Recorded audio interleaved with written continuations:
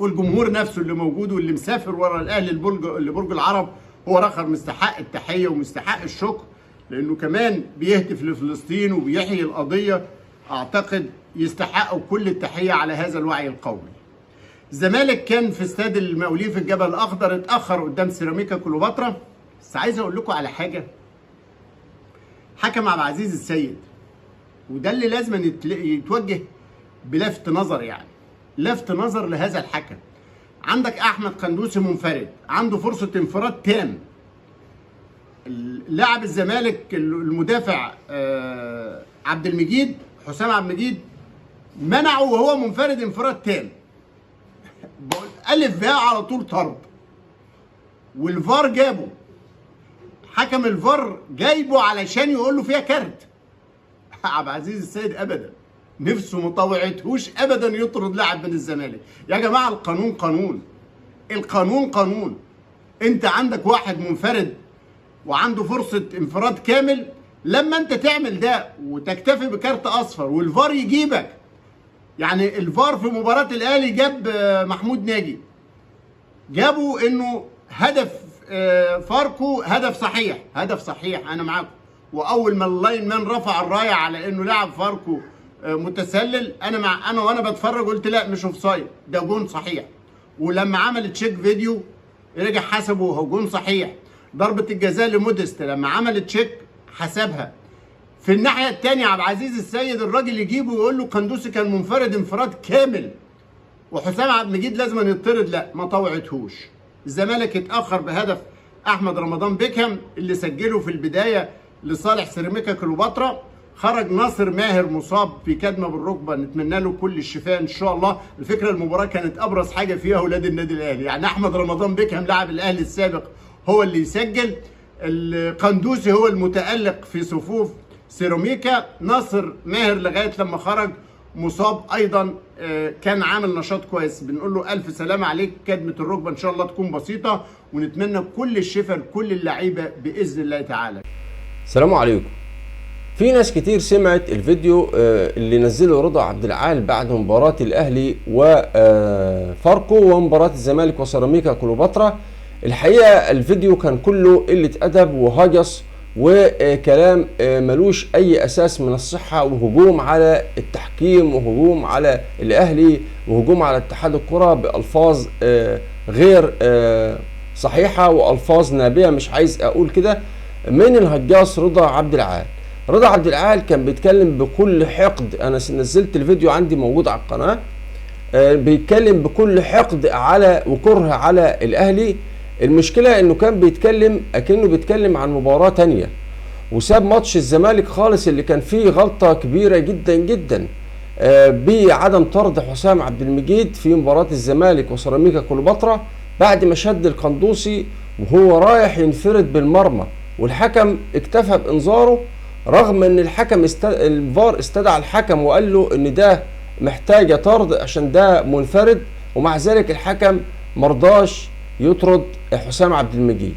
الهجاص رضا عبد العال طلع يقول ان الاهلي بيفوز بالتحكيم واتحاد الكره بيظبط المباريات للاهلي، والاهلي اتحاد الكره عايز الاهلي يفوز بالدوري، واتحاد الكره مش عارف ايه ولازم حكام اجانب، رغم ان الاهلي نفسه هو اللي طلب حكام اجانب قبل كده، ورغم ان البعيد والقريب اللي بيفهم واللي ما بيفهمش قال ان السنه دي التحكيم بيظبط المباريات لبيراميدز والتحكيم بيجاب البيراميدز، والاهلي اقل الفرق حصولا على ضربات جزاء.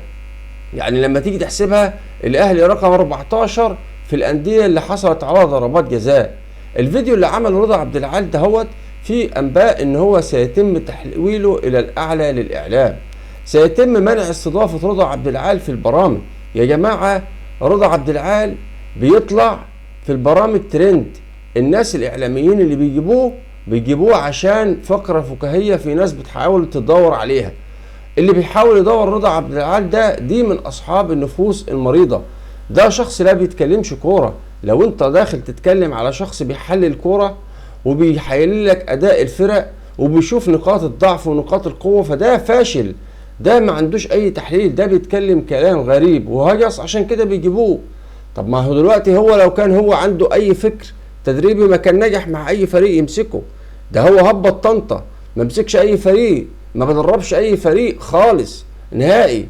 طيب فين بقى الاماره اللي يجيبوه عشان يحل مباريات الفريق؟ الاماره ان هو هجاص وبيطلع يقول كلام غريب، وفي ناس بتحب النوعيه دي من الكلام بس. لكن التجاوز اللي حصل ده تجاوز، دي قله ادب، تجاوز في حق النادي الاهلي وفي حق اتحاد الكره، مع كامل الاحترام لكل الناس. الراجل اللي طلع يقول ان انتوا بتظبطوا، ان انتوا منظومه فاسده، ان انتوا بتظبطوا الحكام، ان الحكام بتظبطوا عشان مش عارف ايه، كلام ملوش اي اساس من الصحه. المباراه كانت غير كده خالص خالص خالص. اللي شاف مباراه الاهلي وفاركو، يمكن الاهلي اتظلم في نقطه او نقطتين او 3 نقاط في المباراه كانت ممكن تغيرها. ده المشكله كمان ان هو بيقول لك ان فاركو كان مسيطر على المباراه. مسيطر على المباراه فين؟ انت شايف مباراه تانية بيقول لك فاركو كان مسيطر على المباراه وضيع كذا فرصه، والشناوي مش عارف ايه، وطالع هجوم على الشناوي فظيع على الشناوي. الشناوي عامل له متجوز امه الشناوي، ما تعرفش الشناوي ده بينه وبين رضا عبد العال ايه. هجوم كبير على رضا عبد العال. رضا عبد العال امام عاشور اخذ رجل المباراه واكتر لاعب كلفها عليه على المرمى لحد قبل ما يطلع، ومع ذلك طلع مش عاجبه امام عاشور وبيقول لك ان هو نقطه ضعف. يا راجل انت بتتكلم على ايه؟ هو انت شفت الماتش ده؟ ساب ماتش الزمالك، انت راجل المفروض طالع تتكلم على ماتش الاهلي والزمالك، ساب ماتش الزمالك لاخر 3 4 دقائق، والفيديو كله 17 دقيقه بيتكلم على الاهلي وماتش الاهلي وهجوم فظيع على الاهلي. ما شافش اي نقطه ايجابيه للاهلي في ماتش الاهلي وفاركو. ده شخص مدفوع الغرض منه، عمل ترند مش اكتر ولا اقل. عشان كده اللي واحد زي اسلام كاذب اللي بيستضيفه في برنامج البريمو او بعض الشخصيات اللي بتجيبه لهدف اعلاني فقط، بيعمل شو للبرنامج، لان الشخصيات دي محدش بيشوفها ولا حد بيتفرج على برامجها نهائي. بص عدد المشاهدات اللي بتيجي على برنامج زي برنامج البريمو اللي بيستضيف رضا عبد العال، اللي فيه محمد فاروق واسلام صادق. شوف على البرامج اللي بتجيب رضا عبد العال بتلاقيها ما بتعملش مشاهدات غير في وجود رضا عبد العال، وفقط لان هو بيتكلم كلام هاكس كله. وفي ناس بتحب النوعيه دي من الكلام من الترند ده، لكن الكلام كتحليل رياضي مفيش اي في معلومه رياضيه تقدر تاخدها، ولا نقد موضوعي لاي اداء لاي فريق سواء الاهلي او غيره. ما عندوش اي فكر.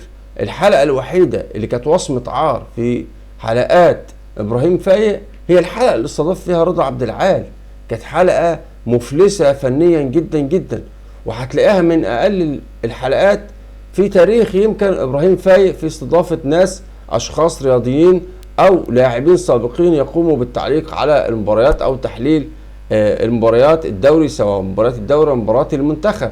بيتكلم كلام ملوش اي اساس من الواقع، بيتكلم شتيمه وقله ادب والفاظ خارجه. هو ده رضا عبد العال يا جماعه. ما ينفعش يكون شخصيه زي دي موجوده في الاعلام الرياضي.